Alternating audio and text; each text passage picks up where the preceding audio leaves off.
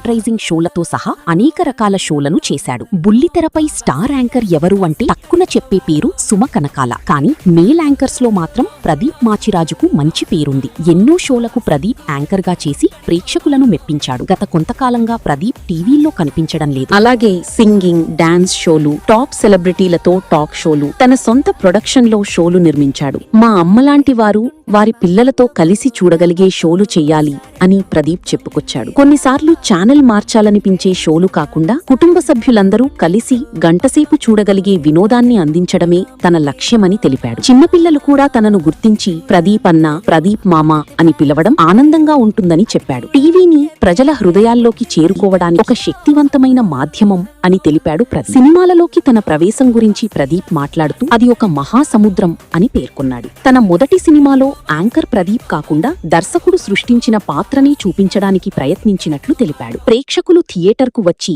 తన పాత్రలో కొత్తదనం చూడాలని ఆయన ఆకాంక్షించాడు. అవకాశాల కోసం తన ప్రారంభ పోరాటాలను ప్రదీప్ గుర్తు చేసుకున్నాడు. రేడియోలో స్థానం కోసం 3 నెలల పాటు రోజూ ఆఫీస్కు వెళ్లినట్లు, మాకు ఓకే అయితే ఫోన్ చేస్తాం అని చెప్పినా కూడా నన్ను చూస్తే మీకు గుర్తుంటుంది కదా అని వెళ్లి కలిసేవాణ్ణి చెప్పాడు ప్రదీప్. టెలివిజన్లో కూడా హైదరాబాద్లోని ఒక లోకల్ ఛానల్లో అనితా ఆప్టీ, స్వప్న ద్వారా ఒక చిన్న లైవ్ షోతో ప్రారంభమైన తన ప్రయాణం బాగా విజయవంతమై గంటకు పెరిగింది. తరువాత జీటీవీ తనను గుర్తించి అవకాశమిచ్చింది. కెమెరా అంటే ఏమిటో తెలియని రోజుల్లో ప్రభాకర్, ముమైత్ ఖాన్, చిన్నీ ప్రకాష్ మాస్టర్ వంటి సీనియర్లు కెమెరా ఫేసింగ్, రెడ్ లైట్ చూసి మాట్లాడటం వంటి మెలకువలు నేర్పారని ప్రదీప్ తెలిపాడు. ఒక అవకాశం కోసం వేల, లక్షల మంది ఎదురు చూస్తున్నారు. నాకు ఆ బాధ తెలుసు. యూట్యూబ్ వీడియోలు, ఇన్స్టాగ్రామ్, టిక్టాక్లు చేసి తమను తాము నిరూపించుకోవాలని, వైరల్ అయితే కంపెనీలు ఖచ్చితంగా గుర్తిస్తాయని ప్రదీప్ సలహా ఇచ్చాడు. తన టైంలో యూట్యూబ్, ఇంటర్నెట్ అంతగా లేవని గుర్తు చేసుకున్నాడు.